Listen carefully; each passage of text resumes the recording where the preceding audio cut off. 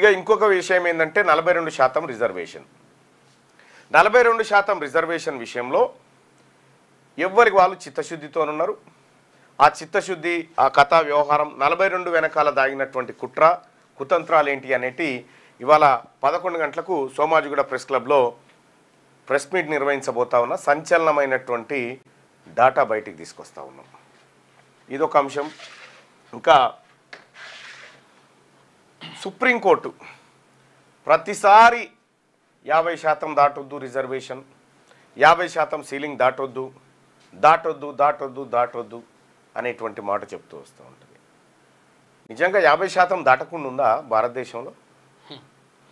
భారతదేశంలో 50% సీలింగ్ దాటకుంటుందా? ఏ రాష్ట్రంలో ఎంత రిజర్వేషన్ ఉందో ఒకసారి చూద్దామా? మరి ఎందుకు బీసీల దగ్గరికి వచ్చినప్పుడు రిజర్వేషన్ దాటకూడదు అని చెప్తా ఉంటారు ఎందుకు? మరి సుప్రీంకోర్టు దీనికి సమాధానం చెప్పాలి. ఏ రాష్ట్రంలో ఎంత రిజర్వేషన్ ఉందనేది ఒకసారి ఆ పెన్ను ఇంకోటి ఏదో ఎడబొడగొట్టిరు పెన్ను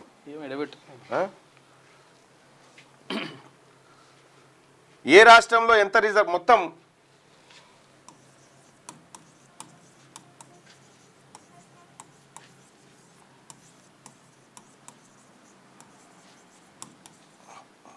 భారతదేశంలో రిజర్వేషన్లు విద్యా ఉద్యోగాల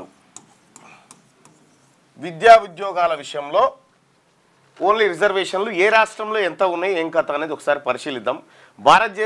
భారత సుప్రీంకోర్టు చెప్తున్నటువంటి 50% స్లాబ్ ఏదైతే ఉందో ఆ స్లాబ్ను ఎన్నడో గులగొట్టిరు.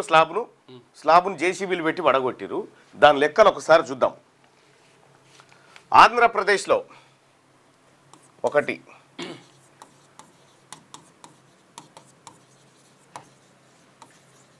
ఆంధ్రప్రదేశ్లో ఎస్సీ, ఎస్టీ, బీసీ, తర్వాత ఈడబ్ల్యూఎస్ టోటల్ ఎంత రిజర్వేషన్ ఉంది ఆంధ్రప్రదేశ్లో అంటే ఎస్సీలకు 15% రిజర్వేషన్ ఉంది, ఎస్టీలకు 6% రిజర్వేషన్ ఉంది, బీసీలకు 29% రిజర్వేషన్ ఉంది, ఈడబ్ల్యూఎస్ 10 ఉంది. ఈ టోటల్ కూడితే ఎంత వస్తాయి?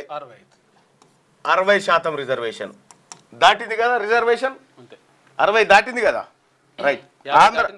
ఆంధ్రప్రదేశ్ అయిపోయిన తర్వాత తెలంగాణ తీసుకుందాం.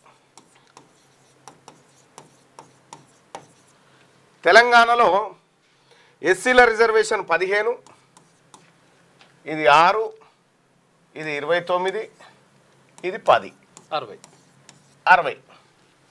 60% దాటింది కదా. తెలంగాణ అయిపోయిన తర్వాత అరుణాచల్ ప్రదేశ్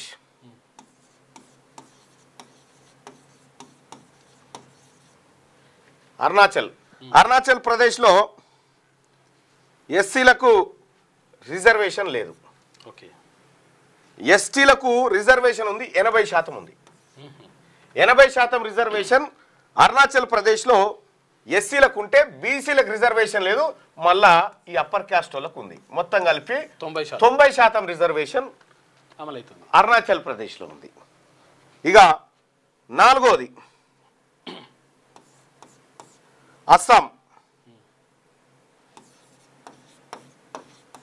అస్సాంలో ఎస్సీలకు వచ్చేసి 7%,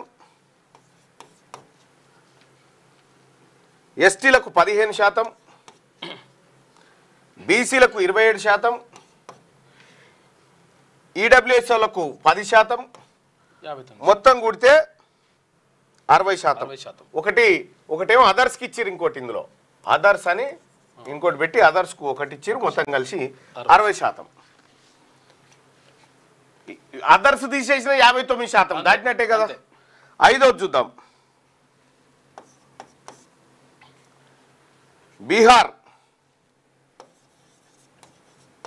బీహార్లో 15% ఎస్సీలకు, ఎస్టీలకు 1%, 34% బీసీలకు, ఈడబ్ల్యూఎస్ వాళ్ళు 10, 60% దాటింది కదా సుప్రీంకోర్టుది.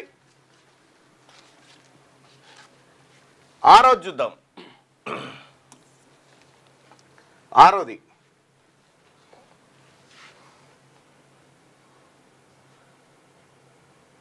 చండీగఢ్ చండీగఢ్ కాదు, ఛత్తీస్గఢ్.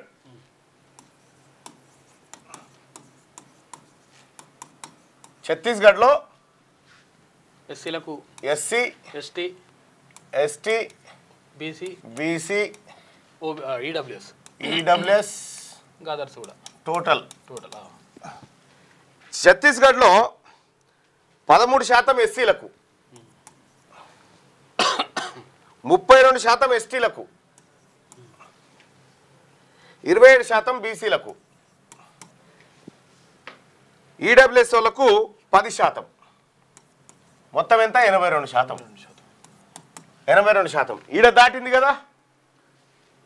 ఇక ఢిల్లీలో 49%. డామన్ అండ్ డయ్యూ ఉంది కదా, దాద్రా నగర్ హవేలీ, దాంట్లో 49. గోవాలో ఎస్సీలకు 2%, ఎస్టీలకు 12%, బీసీలకు 27%, ఈడబ్ల్యూఎస్ 10%. ఎంత అయింది? 51% అయింది. ఈడ దాటింది కదా. ఇక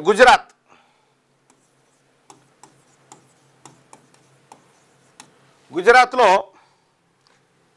ఎస్సీలకు 7%, ఎస్టీలకు 14%, బీసీలకు 27%,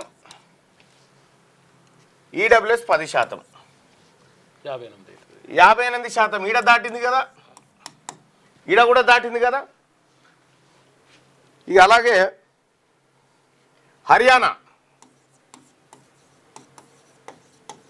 హర్యానాలో 20% ఎస్సీలకు, ఎస్టీలకు రిజర్వేషన్ లేదాడ. 23% బీసీలకు, అదర్స్కు 11% ఇచ్చారు. అదర్స్కి 11%, ఈడబ్ల్యూఎస్ 10%, 64కు వచ్చింది. ఇట్లా మొత్తం భారతదేశంలో కేంద్రపాలిత ప్రాంతాలు రాష్ట్రాలన్నీ కలుపుకుంటే 35 రాష్ట్రాలుగానే చూద్దాం. 35 రాష్ట్రాలలో 31 రాష్ట్రాలలో 50% దాటిపోయింది రిజర్వేషన్ ఎప్పుడో. ఎందుకు దాటింది 50 అంటే ఇగో ఈడబ్ల్యూఎస్ వచ్చింది కాబట్టి. ఈడబ్ల్యూఎస్కు అది ఎకనామికల్లీ వీకర్ సెక్షన్ కోసం ఎంప్లాయ్మెంట్లో ఎడ్యుకేషన్లో. మరి ఇప్పుడు తెలంగాణ రాష్ట్రంలో జరుగుతున్నటువంటి చర్చ లోకల్ బాడీది ఒకటి అదనంగా యాడ్ అయింది. ఇప్పుడు లోకల్ బాడీది పక్కకు పెట్టి ఎట్లాగో క్రాస్ అయింది కదా. ఫస్ట్ దీంట్లో ఎంప్లాయ్మెంట్ ఎడ్యుకేషన్లో 42% రిజర్వేషన్లోకి మనం వెళ్తే 50% క్రాస్ అయిందని చెప్పనీకి కూడా లేదు సుప్రీంకోర్టు, ఎందుకంటే ఆల్రెడీ క్రాస్ అయిపోయింది కాబట్టి.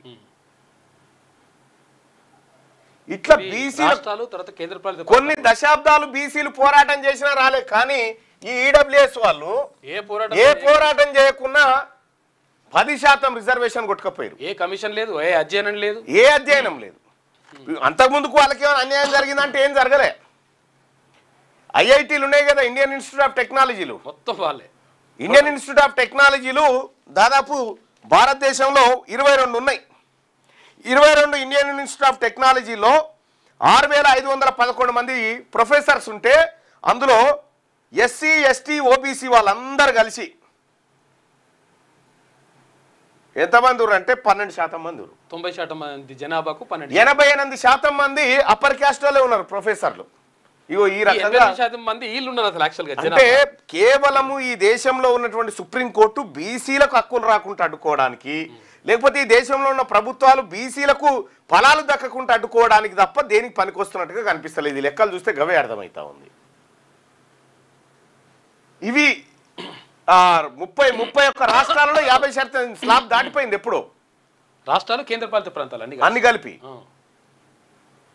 సరే, దీని గురించి ఈ పార్టీలు ఏం చేస్తా ఉన్నాయి, ఎవరేం చేస్తా ఉన్నారు, ఇలా అస్సలు కుట్ర బయట పెడతా సోమాజిగూడ ప్రెస్ క్లబ్లో ఉదయం 11 గంటలకు ఆడికే పోదాం కానీ రైట్గా.